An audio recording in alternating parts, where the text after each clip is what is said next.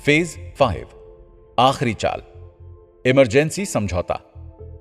इस पूरी बातचीत के दौरान मैंने खुद को शांत रखा, किसी भी तरह का ऑफिशियल स्टेटमेंट नहीं दिया। मुझे मेरी लीगल टीम ने एडवाइस दी थी कि सिंगापुर इंटरनेशनल आर्बिट्रेशन सेंटर के साथ लास्ट बातचीत के दौरान मुझे एक इमरजेंसी आर्बिट्रेशन के लिए अप्लाई करना है। मेरी बात बिल्कुल क्लियर थी। मैं यहां था तो भारत पे में ही रुककर कॉर्पोरेट गवर्नेंस की रिपोर्ट देखना चाहता था, या फिर मैं जस्टिस के लिए आगे कई सालों तक लड़ना चाहता था। मुझे इससे कोई फर्क नहीं पड़ा कि जीतने के चांसेस कितने हैं। मैंने दूसरे ऑप्शन को चुना। SIAC को मैंने जो अपील की थी वो बिल्कुल साफ सुथरी थी। एल्वारेज एंड मार्शल जैसी रिव्यू कमेटी ने जो रिपोर्ट तैयार की वो बिल्कुल सही नहीं है। सिर्फ एक दिन की जांच में ये रिपोर्ट कैसे आ सकती है? मुझ पर जबरदस्ती सेल्फ लीव लेने के लिए दबाव डाला गया। मीडिया में मुझे लेकर गलत प्रचार किया गया। सबसे इंटरेस्टिंग बात यह है कि सिर्फ एक बार, वो भी बिना मन से, समझौता करने की कोशिश की गई, जब सिकोया कंपनी ने करंजावाला एंड कंपनी को कांटेक्ट किया। तब मुझसे कहा गया कि मैं उनकी ABZ टीम से मुंबई में मिलूं। दूसरे दिन सुबह मुझे यह एहसास हुआ कि ये लोग सिर्फ मेरी कंडीशन को और बिगाड़ने की कोशिश कर रहे हैं, तो मैंने इस मीटिंग को अगले हफ्ते के लिए टाल दिया। 17 फरवरी 2022। दिन भर समझौते और बातचीत का यह सिलसिला यूं ही चला। बोर्ड अपने बचाव में बहुत से हाई प्रोफाइल लॉयर्स को लेकर आए थे। मैं भी अपनी तरफ से अपना केस लड़ने के लिए सीनियर एडवोकेट डैरियस खंबाटा को ले गया था। मीटिंग में किसी भी तरह की इमरजेंसी रिलीफ तो हमें नहीं मिली। वैसे मैं अपने केस को आर्बिट्रेशन ट्राइब्यूनल ले जा सकता था। इसकी मुझे पूरी आजादी थी, ताकि इस पूरी कहानी को उनके नजरिए से देखा जा सके। और मुझे ये एक्सेप्ट करना होगा कि उस वक्त मैं बहुत परेशान था। आर्बिट्रेशन ट्राइब्यूनल को पास होने में थोड़ा वक्त तो लगना ही था, जबकि बोर्ड अपने प्लान्स को आगे बदल सकता था। यहां मैं अपना समय, एनर्जी और पैसा सब कुछ इस केस में लगा रहा था। मैंने तय किया कि मैं खुद ही रिजाइन कर दूंगा। मैं इन लूजर्स को इस बात का मौका नहीं दूंगा कि ये मुझे टर्मिनेट करें और इस बात की खुशियां मना सकें। 26 फरवरी 2022। बहुत उदास होकर, भारी मन से आज मैं ये सब कुछ लिख रहा हूं, क्योंकि मुझे उस कंपनी को छोड़ने के लिए कहा जा रहा है जिसका मैं फाउंडर हूं, जिसकी नींव मैंने खुद रखी है। मैं अपना सिर उठाकर यह कह सकता हूं कि आज ये फिनटेक कंपनी इस दुनिया में जिस मुकाम पर खड़ी है उसका कारण मैं हूं। मुझे बेहद अफसोस है कि 2022 की शुरुआत से ही कुछ लोग मुझ पर और मेरे परिवार पर आरोप लगा रहे हैं। न सिर्फ मुझे, बल्कि मेरे सम्मान को भी नुकसान पहुंचाने की कोशिश की गई है। साथ ही साथ ये लोग कंपनी की डिग्निटी को भी नुकसान पहुंचाने को तैयार हैं। मैं भारत के वो यूथ जो स्टार्टअप और एंटरप्रेन्योरशिप की दुनिया में अपने लिए पहचान बनाना चाहते हैं, उनके सामने खुद को एक प्रेरणा के रूप में रखते हुए अपने इन्वेस्टर्स और मैनेजमेंट के खिलाफ एक लंबी लड़ाई अकेले लड़ते हुए आज खुद को ही नुकसान पहुंचा रहा हूं। मुझे बेहद अफसोस है कि इस लड़ाई में मैनेजमेंट ने वो खो दिया जो भारत पे के लिए बहुत जरूरी था। आखिरकार कंपनी के नाम मैंने अपना रेजिग्नेशन बहुत ही दुखी मन से लिख दिया। मैंने अपने इस लेटर में अपने दिल की बात कह दी। मैंने ये कह दिया कि भारत पे को मैंने एक बच्चे की तरह बड़ा किया था, जबकि इन्वेस्टर्स भारत पे की इस जर्नी से बहुत दूर थे। मैंने उन्हें यह भी लिख दिया कि इन्वेस्टर्स ने फाउंडर को एक नौकर की तरह ट्रीट किया, और जब कंपनी बढ़ गई तो उसका पत्ता काट दिया। मुझे यहां किसी विद्रोही की तरह ट्रीट किया जा रहा है, जैसे किसी गुलाम को विद्रोह करने पर सजा दे दी जाती है। वैसा ही कुछ मेरे साथ किया जा रहा है। हालांकि मैं इस फैक्ट को झूठा साबित करने की चुनौती देता हूं कि भारत पे आज जो कुछ भी है सिर्फ मेरी वजह से है, और यह बात भी तय है कि मैं कंपनी का सबसे बड़ा इंडिविजुअल शेयर होल्डर बना रहूंगा। हम इसे यहीं पर खत्म करते हैं। मैंने अपना रेजिग्नेशन लेटर दे दिया। लास्ट में लिखी गई ये लाइन मेरे लिए सबसे कठिन थी, लेकिन मुझे अच्छी तरह से पता था कि मैं इस ड्रामे में अब और हिस्सा नहीं ले सकता। अपने दिल से बोझ उतारते हुए मैंने इस लेटर को 1 मार्च को बाहर भेजने के लिए रेडी किया। मैं किसी को भी अपने ऊपर फाइनेंशियली खेलने की परमिशन नहीं देना चाहता था, खासतौर पर तब जब एक फाउंडर के तौर पर मैं बहुत बड़ी कीमत चुका चुका था। 28 फरवरी 2022 रात 10 बजे केवल हांडा का एक मैसेज मेरे फोन पर आया। उसने पूछा, क्या तुम लोगों ने सेटलमेंट कर ली है? अब ये एक ऐसा टाइम था जब मेरा पूरा सब्र खत्म हो गया। मैं चूहे बिल्ली के इस गेम से तंग आ चुका था। सब कुछ होने के बाद उन्होंने एक बार फिर एक मीटिंग बुलाई। इस बार मीटिंग मुंबई में होनी थी, लेकिन मैंने तय कर लिया था कि मैं इसे रात 11 बजे से पहले ही खत्म कर दूंगा। तुम सब मुझे एक राइड के लिए ले जाना चाहते हो, जहां तुम मुझे सेटलमेंट का गाजर ऑफर करोगे और फिर बाद में मुझे सबके सामने सूली पर चढ़ा दोगे। अगर आप पब्लिक नैरेटिव चला सकते हैं तो कल तक वेट कीजिए। मैंने केवल हांडा को बातें सुनाई। मैंने इस मजाक के जरिए अपना पूरा गुस्सा उस पर निकाला। रात 11:36 पर मुझे मेरे मेल बॉक्स में बहुत ही शॉर्ट नोटिस में एक बोर्ड मीटिंग की सूचना मिली। मुझे समझ नहीं आया कि इतनी जल्दी में इस मीटिंग को अरेंज करने के पीछे इनकी क्या मंशा है, लेकिन अब तक मैं उनके खेल को पूरी तरह से समझ चुका था। उन्होंने इस बोर्ड मीटिंग को एक मजाक की तरह ले लिया है। मैं समझ चुका था कि यहां हर एक इंसान अपनी आत्मा बेच चुका है। भले ही अलग अलग लोगों की कीमत यहां पर अलग अलग होगी। जाहिर सी बात थी, केवल हांडा के साथ जो मेरी बातचीत हुई थी उसी को ध्यान में रखते हुए एक बार फिर इस बोर्ड मीटिंग का प्लेटफॉर्म तैयार किया गया था।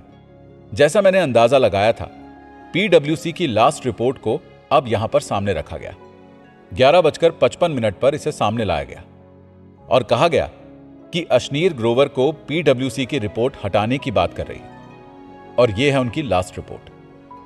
यह काफी इंटरेस्टिंग था क्योंकि उस समय तक बोर्ड ने मुझ पर कोई आरोप नहीं लगाया था और मुझे अपने बचाव का कोई मौका भी नहीं दिया गया था। सुबह 12:03 पर प्रेस को अपने रेजिग्नेशन की एक कॉपी भेजते समय मैंने रेजिग्नेशन के उस बटन को दबा दिया जो मैंने पहले से तैयार करके रखा था। पिछले कई महीने से मैं एक लंबी लड़ाई अकेले लड़ा था और आखिरकार मैंने जिस कंपनी की शुरुआत की थी, जिसे मैंने बनाया था, मुझे वहीं से रिजाइन करने के लिए मजबूर होना पड़ा। यह मेरे लिए बहुत बड़ी बात थी। जब से इस तरह के घटिया आरोप लगाए जा रहे थे, इल्जाम लगाए जा रहे थे, अब तो आंसू निकलना भी बंद हो गए थे। मैं बीच बीच में कई बार मर चुका था। हालांकि जब मैंने रेजिग्नेशन देने का डिसीजन लिया और मेल भेज दिया, मुझे उसके बाद एक ही फीलिंग आई, अब मैं इस चैप्टर को यहीं पर बंद करता हूं। यह अब पीछे छूट जाएगा। हां, लेकिन एक बोझ है एक फाउंडर होने के नाते, जिसे मैं अपने साथ ढो रहा हूं। लेकिन देखा जाए तो हर एक चीज की कीमत होती है। मेरा जो अपमान हुआ था, यह बहुत दूर तक फैला हुआ था। मुझे सबसे ज्यादा तकलीफ थी कि मेरे खिलाफ ये जो मोर्चा निकाला गया था, उससे मेरे परिवार को बहुत तकलीफ हुई। वो मेंटली डिस्टर्ब हुए जब मैंने अपने रेजिग्नेशन के बारे में फैमिली को बताया और चारों तरफ सन्नाटा छा गया। शौनक, मेरा साला, जिसने इस नाटक को काफी करीब से मेरे साथ देखा था, वो भी टूट गया। खैर, अब मेरे पास दुखी होने के लिए दिमाग में कोई जगह ही नहीं बची थी। मैं सिर्फ इतना चाहता था कि मैं अपने बिस्तर पर जाऊं और सो जाऊं। अगली सुबह 1 मार्च को मैंने 2 इंटरव्यू दिए। एक इंटरव्यू मैंने ईटी नाउ के लिए समिधा शर्मा और तारुष भल्ला को दिया। वहीं दूसरा इंटरव्यू मैंने सीएनबीसी टीवी 18 के लिए शिरीन भान को दिया। आपको भी वो इंटरव्यू जरूर देखना चाहिए, खासतौर पर शिरीन भान वाला इंटरव्यू, जहां वो खुद परेशान थी। वो मुझसे मेरी आप बीती सुनना चाहती थी। मैंने वहां पर कहा, चलो कोई नहीं, लोग दूसरों की मैयत पर भी पैसे बटोरते हैं, कोई बात नहीं। मैंने हर किसी के सामने टीवी इंटरव्यू का एक ओपन चैलेंज छोड़ दिया था। मेरे इन्वेस्टर रजनीश कुमार या बोर्ड का कोई भी मेंबर आकर बेशक टीवी पर कुछ भी कह सकता था। मैंने खुद उन्हें चुनौती दी थी, लेकिन वो सभी इस चुनौती के लिए तैयार हैं या नहीं, इस बारे में मुझे नहीं पता था। Phase 6, verification and media trial. 2 मार्च को एक खबर आई जहां बताया गया कि 1 मार्च की शाम को बोर्ड की मीटिंग हुई थी, जहां पर मैंने अपना रेजिग्नेशन एक्सेप्ट किया है। कंपनी की तरफ से ऑफिशियल स्टेटमेंट भी जारी किया गया था। पढ़कर मुझे भरोसा ही नहीं हुआ। मुझे बहुत हैरानी हुई। स्टेटमेंट में लिखा था कि ग्रोवर और उनके परिवार ने कंपनी के फंड को अपने निजी स्वार्थ के लिए इस्तेमाल किया है। अपने लाइफस्टाइल को बेहतर बनाने के लिए कंपनी के अकाउंट से पैसों की हेरफेर की गई है। अब यह बात मेरे लिए बहुत ज्यादा पर्सनल हो गई थी। इस बार मेरे परिवार को भी खींचा जा रहा था, जिसका इस बिजनेस से कोई रिलेशन नहीं था। जो कुछ भी सामने दिखाई दे रहा था, उसको लेकर मेरा रवैया कुछ अजीब सा था। मुझे गुस्सा भी आ रहा था और तकलीफ भी हो रही थी। मेरे ही बोर्ड मेंबर्स ने मुझे जो धोखा दिया था उसके साथ समझौता करना इतना आसान नहीं था, पर मैं अब इमोशनल इमोशनल फीलिंग्स को इस पर खर्च नहीं करना चाहता था। मैंने अपनी कहानी को लोगों के सामने रखने की हिम्मत जुटाई। मैंने लिंक्डइन पर एक पोस्ट किया जिसमें मैंने कुछ बेसिक से सवाल पूछे। उनमें से पहले यह था कि अमरचंद, PwC, A&M, इनमें से किसने मेरी लाइफस्टाइल को ऑडिट किया है? क्या इन्वेस्टर्स ये भूल गए हैं कि उन्होंने मुझसे ही CDE टर्म पे इन शेयर्स को खरीदा था? मैंने उन्हें याद दिलाया अपने व्हाट्सएप के बारे में, जहां पर मैंने $370 मिलियन का फंड सीरीज E राउंड के दौरान एनहांस किया था। मैंने इससे बाहर निकलने का फैसला ले लिया था। मैंने उनसे कहा कि लग्जरी तो सिर्फ मेरे सपने और मेरी कड़ी मेहनत थी। मैंने बहुत मेहनत से भारत पे का ये मुकाम हासिल किया है और मुझे विश्वास है कि बोर्ड जल्दी अपने काम पर वापस आ जाएगा। एक शेयर होल्डर के तौर पर मैं अभी भी भारत पे की चिंता करता हूं। लिंक्डइन पे मेरे इस पोस्ट को 6.2 मिलियन लोगों ने पढ़ा। वो सभी कंपनी के नैरेटिव के खिलाफ थे। वो सभी सच्चाई जानना चाहते थे। मेरे द्वारा पूछे गए ये सवाल किसी स्टोरी का फिल्मी वर्जन लग रहे थे जो कंपनी और मीडिया ने ही खड़ा किया था। जाहिर सी बात है, मेरे इस लिंक्डइन पोस्ट का बदला लेने के लिए बहुत सारी स्टोरीज बोर्ड मेंबर्स ने मीडिया के जरिए फैलाने की कोशिश की, जो मेरे एक्सट्रावेगेंट लाइफस्टाइल और मेरी रईसी को सही साबित कर सके। उसने पोर्शे खरीदी।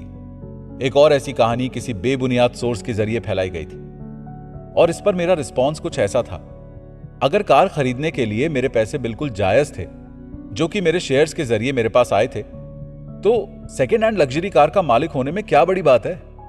और सबसे बड़ी बात थी 10 करोड़ के डाइनिंग टेबल की कहानी, जिसे मैं आपको थोड़ा सरलता से समझाने की कोशिश करता हूं। 10 करोड़ का डाइनिंग टेबल। मैंने बहुत सी बातों के बारे में लिखा, लेकिन मैंने डाइनिंग टेबल को लेकर इतना नहीं सोचा था। 10 करोड़ का डाइनिंग टेबल, लोग मेरे बारे में क्या जानना चाहते थे? मैंने कभी नहीं सोचा था कि इस तरह से ऐसे डाइनिंग टेबल के जरिए मैं Guinness book of world record में जगह बना लूंगा। डाइनिंग टेबल की स्टोरी एक क्लासिकल एग्जाम्पल है अफवाह का, जो एक हाथ से दूसरे हाथ इस तरह से बढ़ती चली जाती है। मीडिया ऐसी ही अनवेरिफाइड स्टोरीज को बड़ी आसानी से मसाला लगाकर आगे बढ़ाती रहती है। उदाहरण के लिए 11 मार्च 2022 लाइव मिंट में छपा था 1 करोड़ का डाइनिंग टेबल, कैसे स्टार्टिंग किंग ग्रोवर की रौनक उनसे छिन गई। 12 मार्च 2022 अमर उजाला पे छपा था होश उड़ा देगी अशनीर ग्रोवर की रईसी, भारत पे के कर्मचारी ने खोला राज, डाइनिंग टेबल और पोर्शे पर खर्च किए 10 करोड़ रुपए। एक इंग्लिश न्यूज़पेपर से जब कहानी हिंदी न्यूज़पेपर की तरफ गई तो कीमत 10 गुना ज्यादा बढ़ गई। मीडिया और प्रेस के बारे में क्या ही कहा जा सकता है। अब रियल स्टोरी पर आते हैं। बात 2021 की है। दिल्ली के पंचशील पार्क में जब माधुरी और मैंने अपना नया घर बनाया, उस समय हमने एक डाइनिंग टेबल खरीदा, एक पत्थर की टेबल जो थोड़ी भारी थी। रात के खाने पर हमारी बातचीत मेरे एक एम्प्लॉय से हुई जो भारत पे में ही काम करता था। मैंने उससे कहा कि हमारे घर में टेबल काफी भारी है, इसका वजन 150 किलो के आसपास है। शायद उसने 150 किलो को $150 में बदल दिया और यह कहानी निकल गई। मैं तो बल्कि उस जर्नलिस्ट की तारीफ करना चाहूंगा जिसने $70 को 1 करोड़ के डाइनिंग टेबल में बदल दिया, और शायद फिर किसी ने इस पे 0 पर 0 लगा दिए और मेरी लाइफस्टाइल को कुछ ज्यादा ही शानदार बना दिया। फिर शायद धीरे धीरे इसी तरीके से इसे 10 करोड़ में बदल दिया। ये एक अफवाह की तरह बिगड़ी हुई खतरनाक सी कहानी थी। सोशल मीडिया के दौर पे ये दिन ब दिन फैलती चली गई। मैं कहना चाहता हूं, अगर मुझे इस टेबल को बेचने के लिए 10 करोड़ का कोई ग्राहक मिल जाए तो मैं बहुत ज्यादा खुश हो जाऊंगा, क्योंकि मुझे 200 गुना रिटर्न मिलेगा। क्योंकि जो रियल टेबल है उसकी कीमत करीब 5 लाख के आसपास होगी। ठीक है ना? अगर मुझे 10 करोड़ मिल जाते हैं तो मैं इसे अपने बिजनेस में इन्वेस्ट कर सकता हूं, मैं अपने एम्प्लॉयज में इन्वेस्ट कर सकता हूं। इससे बहुत से घरों में इसी तरह की टेबल के ऊपर लोगों का खाना पीना चल जाएगा। मेरा जन्म एक मिडिल क्लास बैकग्राउंड में हुआ है, इसलिए मेरा दिमाग इस तरह से सोचने में बहुत माहिर है। मेरे पास आज भी भारत पे की 8.43% इक्विटी है, जिसकी कीमत $240 मिलियन है, और मैं भारत पे में सबसे बड़ा इंडिविजुअल शेयर होल्डर हूं।